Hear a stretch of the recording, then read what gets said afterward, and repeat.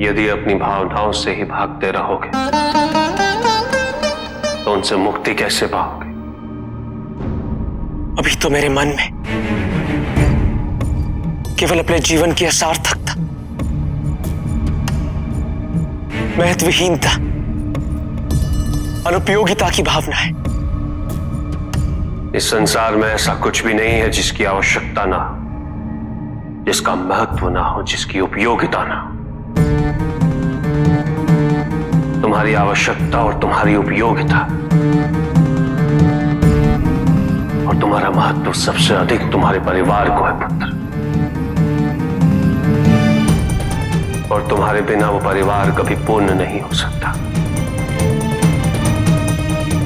तुम्हें संदेह क्यों है पुत्र? क्या तुम्हें ज्ञात नहीं कि हम सब तुमसे कितना प्रेम करते हैं? और उसके पश्चात भी तुम बड़े भाई का दायित्व पूरा नहीं करना चाहते। क्यों? माता पिता अपनी बड़ी संतान को सबसे अधिक प्रेम इसलिए देते ताकि वो वही प्रेम छोटों को दे सके। तुम्हें यह तो दिखता है कि तुम्हारे माता पिता का प्रेम विभाजित हो गया, किंतु एक क्षण के लिए भी तुमने ये नहीं सोचा कि जो प्रेम गणेश को तुमसे प्राप्त होना चाहिए था, वो उसे ना देकर तुम उसके साथ कितना बड़ा अन्याय कर रहे हो।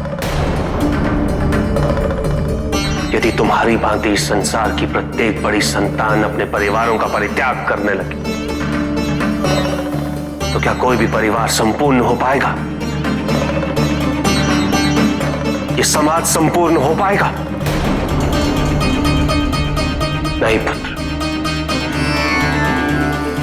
अपने स्वार्थ और व्यक्तिगत लाभ के लिए समस्त संसार को क्षति पहुंचाना उचित नहीं। मेरे मन में गणेश के लिए कोई द्वेष नहीं है पिताजी, कि मैं स्वयं को उससे पीछे नहीं देख सकता। मैं नहीं स्वीकार कर सकता कि मैं अपने अनुज से पराजित हो गया। नहीं स्वीकार कर सकता। समस्त संसार में कैलाश समानता का प्रतीक है।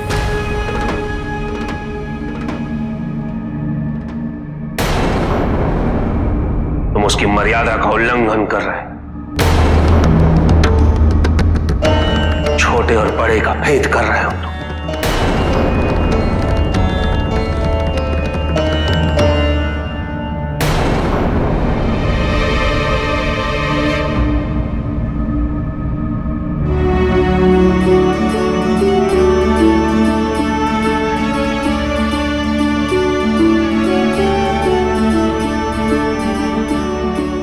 सहमत हूँ कि कैलाश में बड़े छोटे का भेद नहीं होना चाहिए, किंतु यदि भेद नहीं होगा तो मुझे छोटे होने का लाभ कैसे प्राप्त होगा? भैया का लाड प्यार तो मुझे तभी प्राप्त हो सकता है जब वो मुझे अपने से छोटा समझे। किंतु भैया आप एक बात भूल गए कि आपकी प्रतिष्ठा और भी बढ़ गई है। यदि आपको प्रथम पूज्य बनाया जाता तो फिर आप प्रथम पूज्य ही कहलाते, किंतु अब आप प्रथम पूज्य के बड़े भ्राता के रूप में जाने जाएंगे।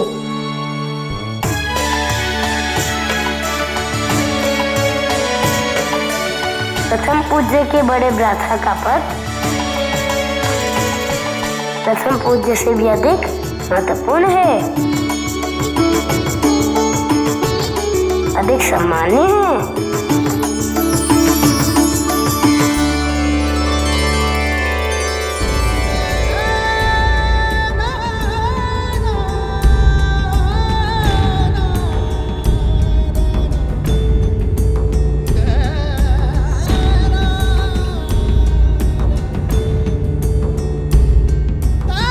जो इतनी सहजता से मन के द्वेष मिटाते, मन के विकार मिटाते,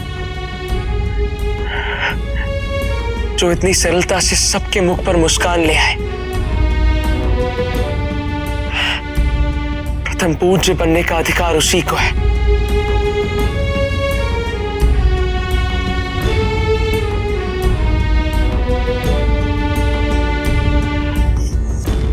अब मुझे पिताजी के निर्णय का पूर्ण रूप से बोध हुआ है।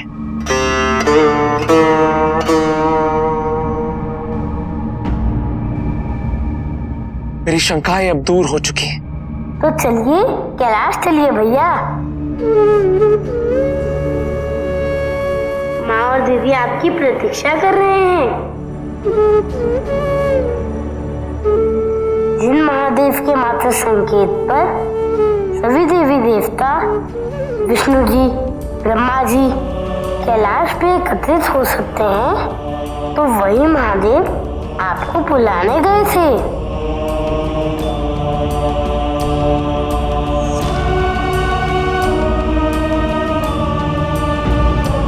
आप ये कैसे भूल गए भैया? आपके इस प्रकार कैलाश से चले आने से माता और पिताजी को कितना दुख पहुंचा है, इसका अनुमान भी है आपको? कैलाश जाने से मना करके अपने माँ और पिताजी को और भी दुख पहुंचाया है। माता पिता तो संसार होते हैं भैया, जिनकी परिक्रमा मात्र से मैं प्रथम पूज्य बन गया।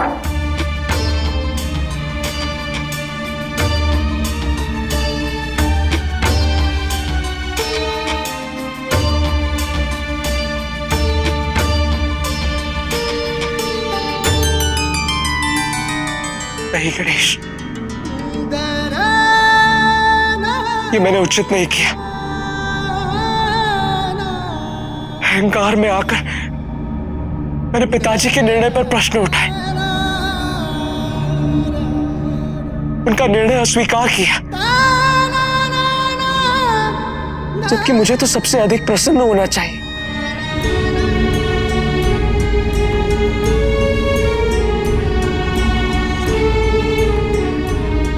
लज्जित हो गणेश,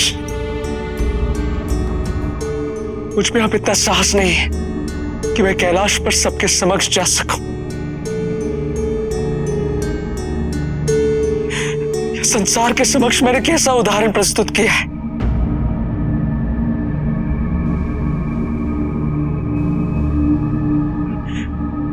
मुझे भूल जाओ गणेश,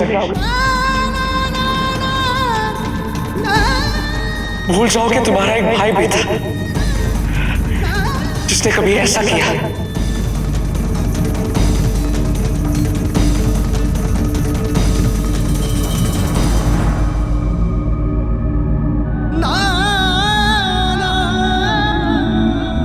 भूल जाओ मुझे। भूल सबसे होती है पुत्र।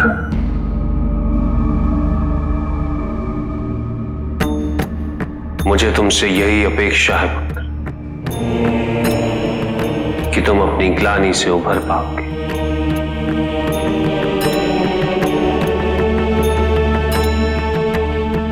और पुनः कभी ऐसी भूल नहीं करोगे।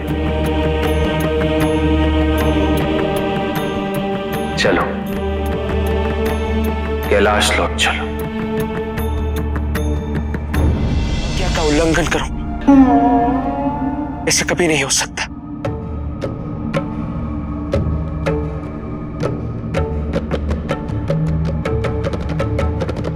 किंतु इस समय मेरा मन ग्लानि से भर गया है।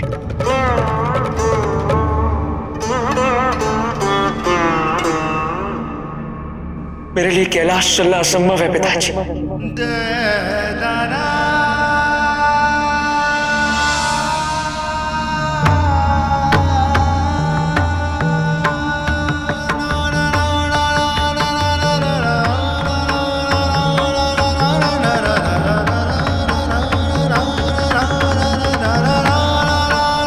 यदि मैं प्रायश्चित कर पाया तो मैं अवश्य लौटूंगा पिताजी।